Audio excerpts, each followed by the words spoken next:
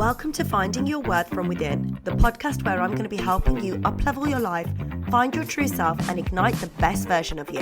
I'm your host, Sana, your go-to self-worth mentor, facilitating hundreds of women to unlock your self-belief, master your emotions, and take back control of negative thoughts. We're going to be covering everything self-worth for South Asian women, how to ditch your self-doubt, kick other people's judgment to the curb, and learn how to finally use your voice clearly and with confidence. With the practical tools and spiritual teachings that I give you in this podcast, don't be surprised when this magic begins to massively elevate your life. So whether you're going for a walk, driving home, or listening with a cup of coffee, let's get stuck in. Hello, and welcome. Today we're talking about, do you have to earn love? So do you feel there are conditions on the love that you've either received in the past or that you're receiving now? And to set the scene, I'm going to help you resonate with a client story of mine, and this is how the topic came about really. So a client of mine brought to me a situation in our session that was between her and her husband. They'd had a bit of an argument about something and she hadn't actually handled it very well. She felt that they'd had this argument, and in reflection she was like, I don't know what it was and I don't know what I was doing, but I was in the wrong. And it was almost like, she said, I felt sorry for myself.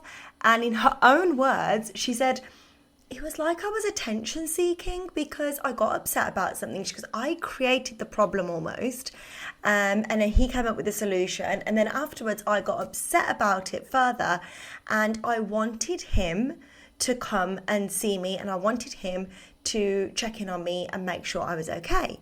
So she'd gotten upset, and he hadn't really clocked and shown that sympathy, but she was very aware of the situation and she wasn't sure how to get to the root of it or what version of her was acting up. So anybody that works with me knows that I will always talk about which version of you is acting up, which version of you is this triggering, which version of you feels upset. So in this, you can see here, her and her husband had an argument. She is reflecting and can see, she's like, it was me that was in the wrong, but I don't know why. She said I was attention seeking and wanting sympathy, and I'm aware of that, but I'm not sure which version of me was doing this, and I'm not sure why. So I led her through some processes to tune into herself and feel into where she was feeling this in her body. So when I said that, what we did was tune into her body, and I said to her, I want you to feel into that. Remember that argument, remember what happened, remember feeling sorry for yourself, and where do you feel it's coming up for you in your body? And she found where it was, which was in her heart. Her heart was feeling heavy, and through a process that I teach my clients, she tuned into herself, and like I said, it was a heart that was feeling heavy and that wanted the sympathy. So then you focus on, when is it that I've felt like this before? So she focused on, when is it that I felt like I wanted sympathy before? What memories come up for me? And within that, she found a younger child version of her that just wanted to be loved. Now, this was interesting to her because she was like, I don't get it, because actually this wasn't something she was consciously aware of. She's very, she always talks of a happy childhood. Her parents were great, and her childhood was good. There was nothing really traumatic or overly memorable in a negative way. So she was like, oh, it's a child version of me that wants to be loved. And when we then went back and looked at that more, she was actually aware that her family growing up didn't really talk much about their feelings. They didn't really talk much about, they didn't really say to each other like, I love you, or talk much about their feelings. After reflecting, she was like, actually, it was dad that gave the hugs. I used to get hugs off dad more than I did mom. But obviously mom still loved me, right? So I want you to start thinking, is there a part of you that feels unloved, but you can't make sense of it because you're like, I was from a loving family, so I don't know what part of me feels like this and why it feels like this. I am going to share with you a few examples on how this can occur a little bit later on. But so my client's logical brain as an adult knows she was loved from a younger age. She knows that child experience was fine, but she internalized not being loved. And this lives inside of you, because what we do is, as adults, I want you to think of like the Russian dolls that you have, where you pull out, you've got the Russian dolls and you've got the smaller versions living inside of the bigger version.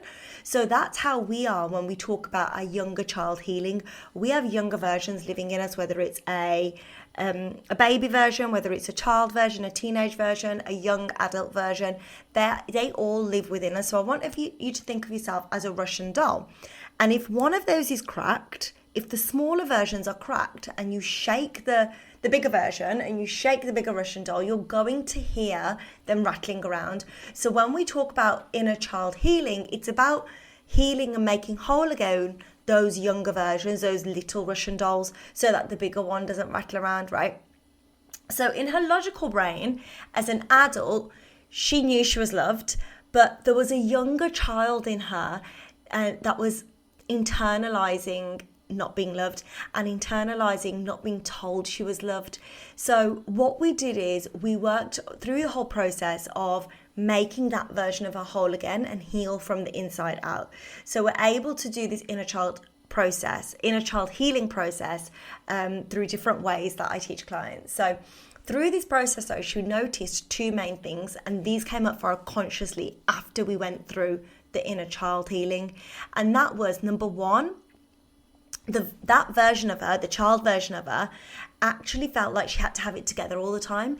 And she feels like that now as an adult, which is why it probably showed up in that moment.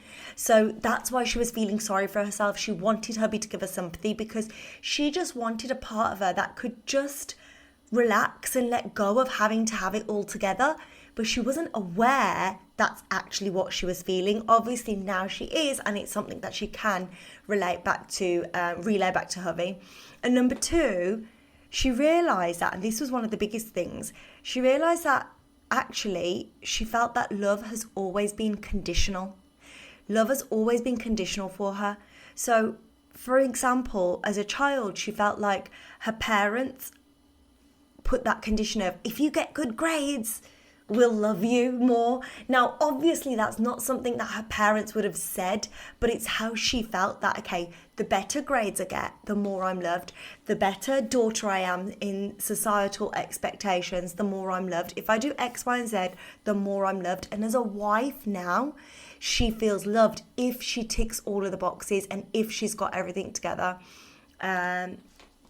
So a few reasons that I see my clients feeling unloved, and this shows up time and time again, and again, this is just a few reasons, there may be others, is number one, as immigrant parents, the work ethic is huge, right? To go to work, to go and make a living for yourself. So many parents would have gone out to work and children were either left with aunties, uncles, or left as a group of cousins. I know there's some of you that are like, oh my God, it was the best memories in the summer. All these cousins used to get together and we just used to kind of look after ourselves. And that's great because your logical brain knows that it was required. Your logical brain knows and understands that mum and dad went to work and we looked after ourselves and, you know, we were at home and we just fed ourselves and looked after ourselves. But there is going to be a younger child in you that actually may not feel seen or heard because they didn't feel like they got that individual time from parents. Or there's going to be that little child in you that remembers standing on the sofa, looking out the window, looking at the clock. It's nearly time. They're nearly home. So the logical brain now can know that actually it was okay.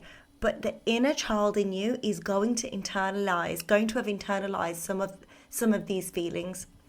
Number two, another reason for feeling unloved, how it shows up is if parents had a lot on, they often gave the oldest more responsibility. So the oldest daughter would have got a lot of responsibility. And this shows when, like I said, the mom's trying to lighten her own load, or the oldest child's trying to like take off that load from the mother even.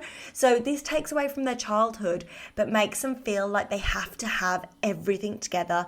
But again, they feel overlooked because it's almost like the siblings got to be the children and the oldest child had to be that pillar of support. So they didn't actually get to be the child themselves. And number 3, as South Asians, we have a lot of alcohol abuse within our houses, within society and within culture. So I get a lot of clients come to me that as a child were maybe ushered to the side or out of the room, asked to not say anything, like their emotions, maybe if they had big emotions after a situation occurred, they would have been told to shush, it's okay, it doesn't matter, you don't cry. Now, in that moment, their emotions are being dismissed because they're just being told it's okay, nothing's happened, and maybe taken upstairs or told to go upstairs, it doesn't matter.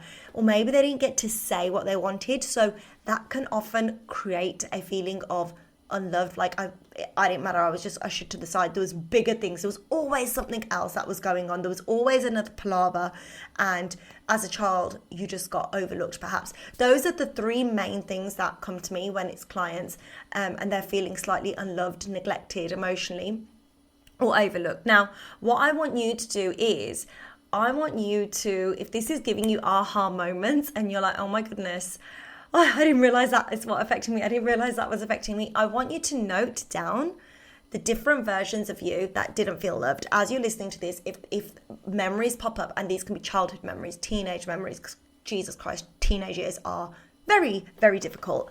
So I want you to note down all the versions of you that didn't feel loved, even young adult versions. Number 2, I want you to, if you feel like love is conditional and that resonated with you, I want you to note down all the conditions that you feel love has. So all the conditions that you need to meet to be loved, if you feel that resonates with you. And number 3, I want you to reflect on how this is showing up for you in life now, how this is showing up in your behavior and in your actions and in stories that are playing out in relationships, whether it's romantic relationships, whether it's family relationships. How is that showing up for you and playing out in different stories? So if you want to dive deeper into finding those versions of you and that felt unloved and heal them, then drop me a DM with the word love on Instagram, and I can show you exactly how to make those younger versions of you whole again, so that it doesn't show up again, so that you can change it from your behavior, change your actions, and change your story. Because as mentioned, all of this, you're going to notice all of the stories and all of the kind of actions that you're creating. Like, oh my God, that was when I felt unloved. Oh my God, that was because I felt unloved. Just like my client here, in her head, all she felt was that, I don't know why I was feeling sorry for myself. I'm not sure what was going on. And we were able to uncover so much just from that. I hope you enjoyed today's episode, and if it resonated with you or it reminded you of anybody else that may need to hear this, please do share with other people so that we can spread this awareness and get everybody understanding how to heal their younger child, how to heal their inner self. And if you want to dive deeper into how to find those versions of you that feel unloved and heal them, then drop me a DM with the word love on Instagram, and I can show you exactly how to make those younger versions of you whole again, so that it doesn't show up in your behavior today, in the here and the now, so that you can remove those stories and you won't be redoing those actions that you know are connected to your younger self. Thank you so much for listening to this episode of Finding Your Worth from Within. If today's message resonated with you, it would mean the world to me if you could follow, rate, and leave a review. Sharing the podcast with someone that you feel may benefit is the best way to help it grow and spread this important message. To stay connected between episodes, come hang out with me on Instagram @Mentoring. Can't wait to see you there.